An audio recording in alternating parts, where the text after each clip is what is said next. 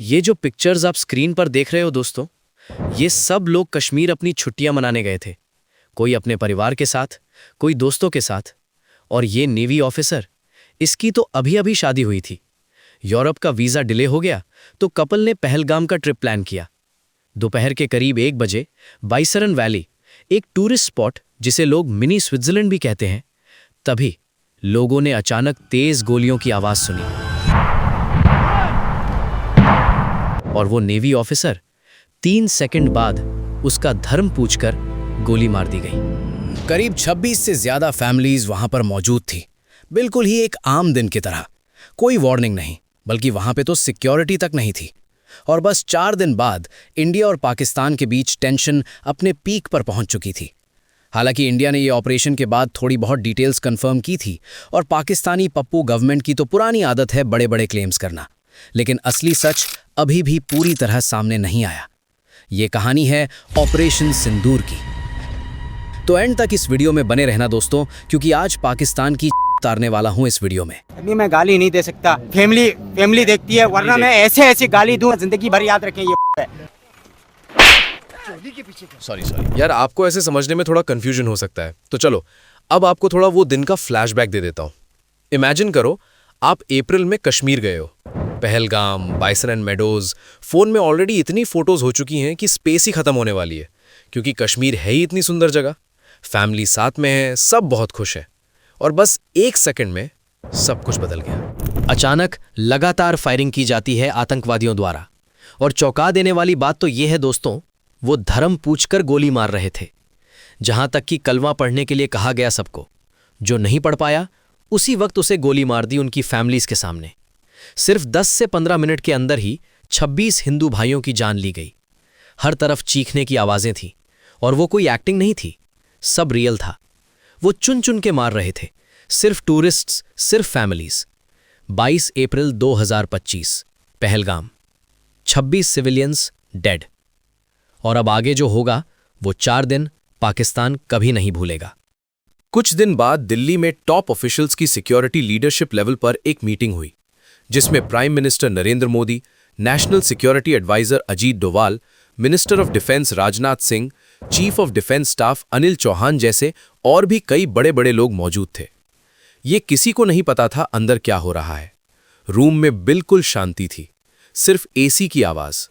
बस टेबल पर एक फाइल रखी हुई थी और इंडिया के सबसे पावरफुल लोग एक डिसीजन लेने वाले थे, जिसका इंपैक्ट अगले 96 घंटों में पूरी दुनिया फील करेगी। 2 ऑप्शंस थे। एक ऑप्शन यह था डिप्लोमैटिक रूट, जैसे हर बार होता है, स्टेटमेंट्स आती हैं, कंडेम किया जाता है। दूसरा ऑप्शन यह था सीधा एक्शन लेना, बिना वेट किए। इंडिया ने दूसरा चूज किया। 7 मई 2025 की रात, radar screens active, fighter jets ready, missiles locked, operation Sindoor launch. और फिर एक साथ 9 लोकेशंस टारगेट हुई। बहावलपुर, मुजफ्फराबाद, मुरीद के, कोटली। ये वो सिलेक्टेड लोकेशंस थीं जहां अटैक सिर्फ प्लान नहीं होते, यहीं ट्रेनिंग होती है, यहीं पूरी प्रिपरेशन होती है। एक ही रात में 70+ एयरक्राफ्ट्स इंडिया ने डिप्लॉय किए। Rafale jets, BrahMos missiles, Sukhoi strikes. ये कोई साइलेंट ऑपरेशन नहीं था, ये एक जोरदार मैसेज था। ये नया इंडिया है, ये घुसेगा भी और मारेगा भी। वो 4 दिन जो पाकिस्तान कभी नहीं भूलेगा। यहां से कहानी में एक ट्विस्ट आता है। पाकिस्तान के ऑफिशियल्स क्लेम कर रहे थे कि इंडिया ने जानबूझ के सिविलियन एरियाज हिट किए, मस्जिद जैसी, और कई जगहों का काफी इंफ्रास्ट्रक्चर डैमेज हुआ। और वहीं इंडिया को पता था कि हमने सिर्फ स्ट्राइक्स टेररिस्ट कैंप्स पर की हैं, जिसके डायरेक्ट टारगेट थे जैश-ए-मोहम्मद, लश्कर-ए-तायबा जैसे ग्रुप्स के बेसिस। और भाई साहब, अगर तुम्हारे सिविलियंस टारगेट हुए तो हमारे सिविलियंस भी तो हुए थे। 2001 parliament attack, Delhi. 2008 Mumbai attacks, 26/11। 2016 Pathankot airbase attack. 2016 Uri attack. 2019 Pulwama attack. इन सब अटैक्स को फंड करता आया है पाकिस्तान। ये एक इंसिडेंट नहीं, एक पैटर्न है जो सालों से रिपीट हो रहा है। और जब मीडिया ने पाकिस्तान के डिफेंस मिनिस्टर से पूछा कि आप कह रहे हो कि हमने इंडिया के 5 राफेल जेट्स गिराए हैं, तो कुछ प्रूफ है?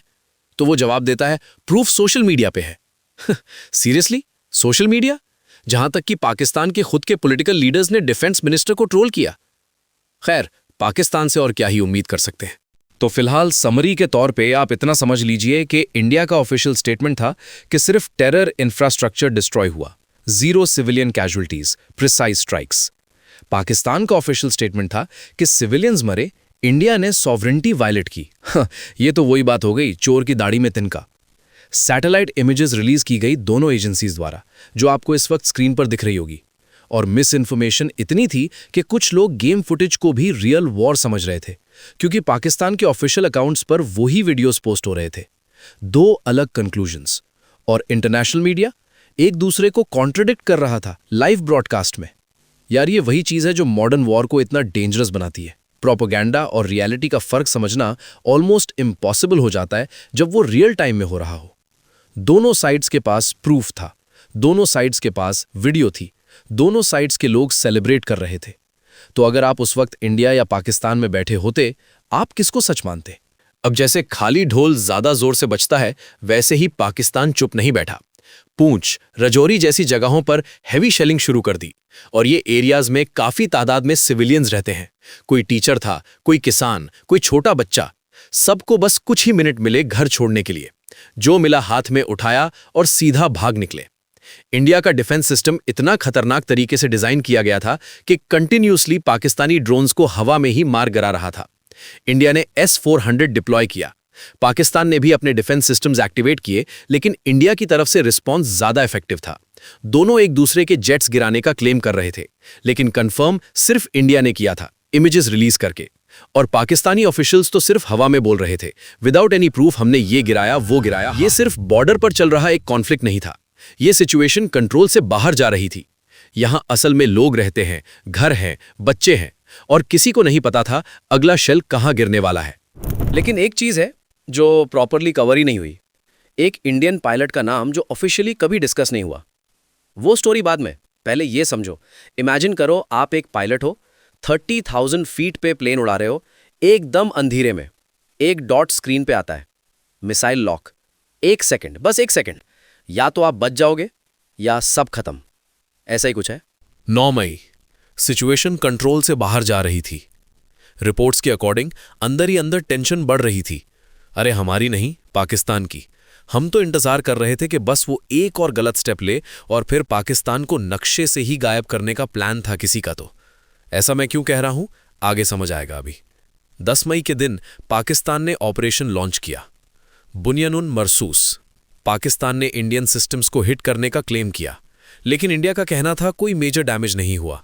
और ये सब सिर्फ 4 दिन में हुआ। और दोनों कंट्रीज न्यूक्लियर पावर्स हैं। पाकिस्तान का न्यूक्लियर पावर का तो पता नहीं, पर अगर इंडिया ने न्यूक्लियर मिसाइल छोड़ दिए तो बेटा हम एयर, वाटर और लैंड तीनों तरीके से हमला करने की कैपेसिटी रखते हैं। इसीलिए मैं कह रहा था नक्शे में से पाकिस्तान को गायब करने का प्लान था किसका। तो 4 दिन तक मिसाइल्स, जेट्स, ड्रोन्स, आर्टिलरी लगातार चलते रहे, और बीच में आम जनता परेशान होती रही। दुनिया की 2 न्यूक्लियर आर्म्ड आर्मीज एक दूसरे के सामने सिचुएशन कंट्रोल के एज पर थीं। और फिर पाकिस्तान से एक फोन आता है। 10 मई की शाम इंडिया और पाकिस्तान के बीच DGMO लेवल पर बात होती है। दोनों तरफ से सीज फायर अनाउंस होता है और ऑफिशियली ये 4 दिन का कॉन्फ्लिक्ट रुक जाता है। इस बीच US के प्रेसिडेंट डोनाल्ड ट्रंप ने भी क्लेम किया कि उन्होंने मीडिएशन करके सिचुएशन को काम करने में रोल प्ले किया। लेकिन पाकिस्तान ने फिर अपनी औकात दिखाई। सीज फायर के कुछ ही देर बाद बॉर्डर पर फिर से फायरिंग की रिपोर्ट्स आने लगती हैं, और यहीं क्लियर हो गया कि कॉन्फ्लिक्ट रुक गया था, लेकिन टेंशन खत्म नहीं हुई थी। इंडिया के लिए मिशन लार्जली अचीव हो चुका था, टारगेट्स हिट हुए, मैसेज क्लियर था। पाकिस्तान ने भी अपनी तरफ से जीत का क्लेम किया, लेकिन ग्राउंड रियलिटी ये थी कि इंडिया ने सिचुएशन पर कंट्रोल बनाए रखा था। और फिर भी, लेकिन असली नुकसान उन लोगों को होता है जो इस सब से गुजर रहे होते हैं। बॉर्डर के दोनों तरफ लोग ही सबसे ज्यादा सफर करते हैं। कैजुअल्टीज के नंबर्स आज भी क्लियर नहीं हैं। सच अभी भी आधा अधूरा है। लेकिन वो 26 लोग जो पहलगाम सिर्फ छुट्टियां मनाने गए थे, उनका नाम किसी विक्ट्री स्पीच का हिस्सा नहीं बना। ऐसी वॉर में सब कुछ नंबर्स और रिपोर्ट्स में दिखता है, और इंडिया ने इस बार क्लियरली दिखाया कि जवाब दिया जा सकता है। लेकिन ग्राउंड पर कहानी थोड़ी अलग होती है। उस लड़के के घर में भी लोग उसका इंतजार कर रहे थे। वो जिंदगी जो अब कभी वापस नहीं आएगी। बॉर्डर्स धीरे धीरे नॉर्मल हो जाते हैं, हेडलाइंस बदल जाती हैं, लेकिन कुछ घर वैसे के वैसे ही रह जाते हैं। और शायद सबसे बड़ा सवाल यही है, अगली बार वार्निंग मिलेगी भी या फिर सीधा अटैक होगा।